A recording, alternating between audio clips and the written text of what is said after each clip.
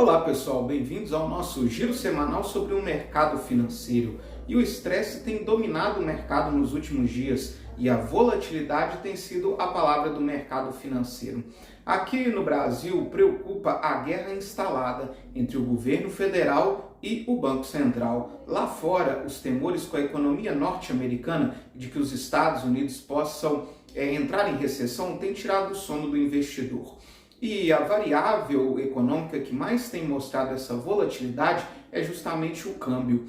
Na semana passada, o dólar chegou a ser cotado abaixo dos R$5. Porém, essa semana ele chegou a flertar com R$ 5,30, mas fechou a semana cotado a R$ 5,22, com uma alta de 1,20% na semana.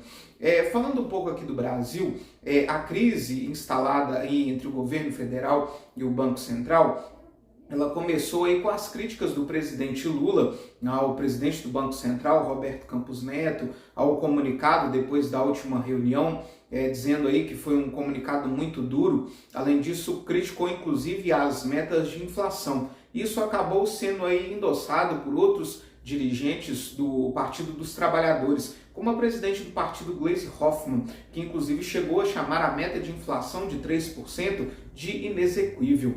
Coube aí, a outros players do partido acabar colocando panos quentes em toda essa disputa.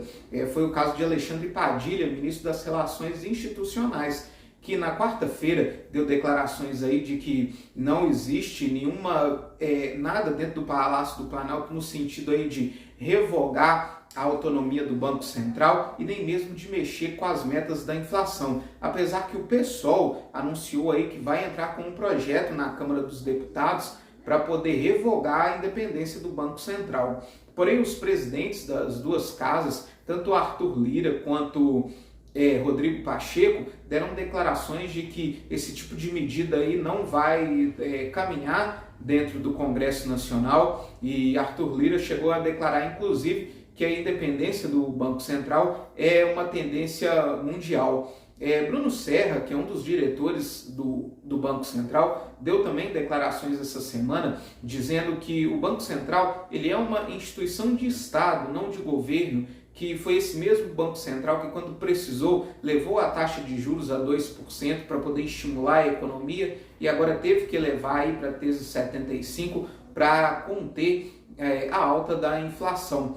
Bruno Serra também citou o exemplo da Turquia, que não tem um Banco Central independente e acabou aí abaixando a taxa de juros sem critérios técnicos, e lá a inflação saltou de 8% para 60%, o que traz um grande receio aí.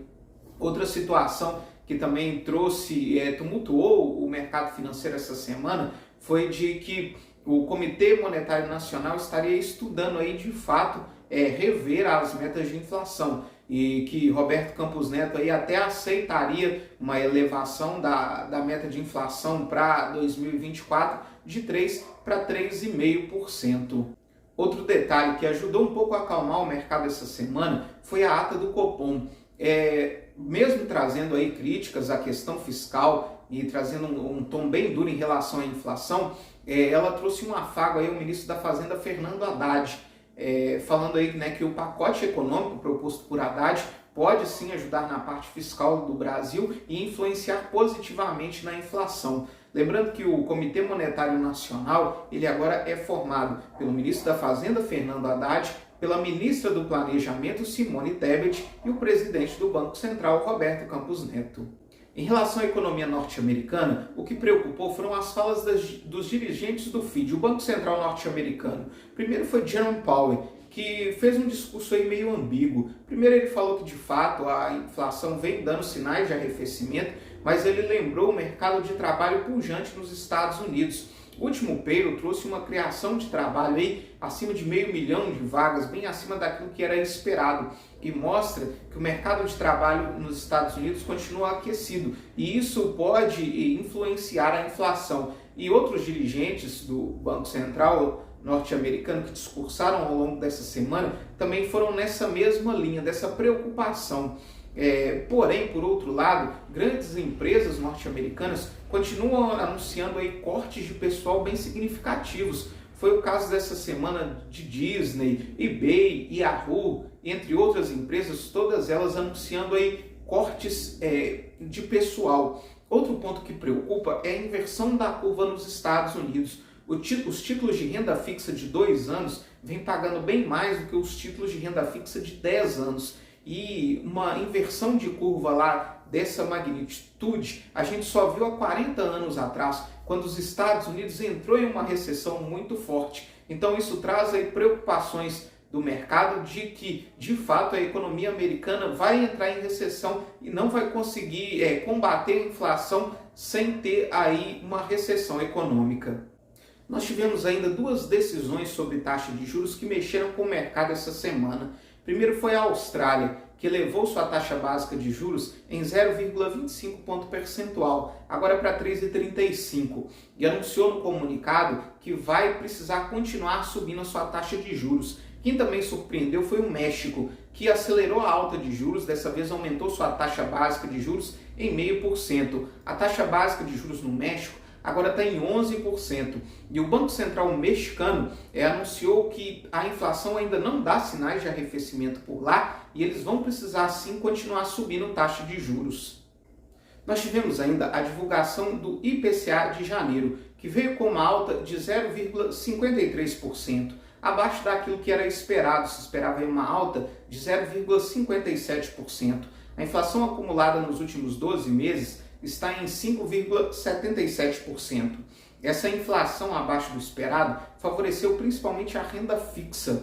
O DI para janeiro de 24 apresentou uma queda essa semana de 0,33 pontos percentuais, encerra cotado a 13,46. Já a carteira de títulos públicos acabou se beneficiando desses movimentos e se valorizou. O IMA geral teve uma valorização de 0,53 pontos percentuais. Enquanto isso, os pré-fixados tiveram uma valorização de 0,5 pontos percentuais. Nós tivemos ainda a divulgação do volume de serviços de dezembro, que veio com uma alta de 3,1%. Além disso, na sexta-feira, o presidente Lula viajou para os Estados Unidos e se encontrou com o presidente norte-americano Joe Biden para tentar estreitar a relação entre os dois países. Entre os diversos assuntos discutidos está aí a possibilidade dos Estados Unidos poderem participar do Fundo da Amazônia. E falando nos Estados Unidos, a tensão entre Estados Unidos e China por causa do balão espião que foi derrubado na semana passada continua. O exército norte-americano conseguiu recuperar o balão e foi constatado aí, que a empresa que produziu o balão tem ligações com o governo chinês. Inclusive, esse balão tinha capacidade aí de captar comunicações e transmitir para a China.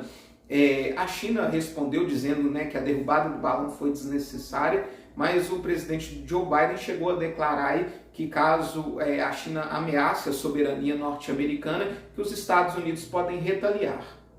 Já na China, nós tivemos a divulgação da inflação ao consumidor, que veio com uma alta de 2,2%. Enquanto isso, a inflação ao produtor de lá apresentou uma queda de 0,8%. A inflação na China veio abaixo daquilo que era esperado e aí surge a expectativa de que possam haver novos estímulos econômicos para continuar impulsionando a economia chinesa, depois aí de tudo aquilo que eles sofreram em relação à política de Covid-0, que foi abandonada aí a partir de meados do ano passado. Mesmo assim, o minério de ferro fechou essa semana com uma queda de 0,4%, com a tonelada cotado aos $126. De uma maneira geral, as bolsas de valores essa semana fecharam em queda. O nosso Ibovespa fechou em uma queda de 0,4%. Já nos Estados Unidos, o S&P 500 fechou com uma queda de 0,79%, a Nasdaq fechou com uma queda de 1,7% e o Dow Jones fechou aí praticamente estável, mas em leve queda de 0,02%. Lá na Europa também o Stoxx 600 fechou com uma queda de 0,49%.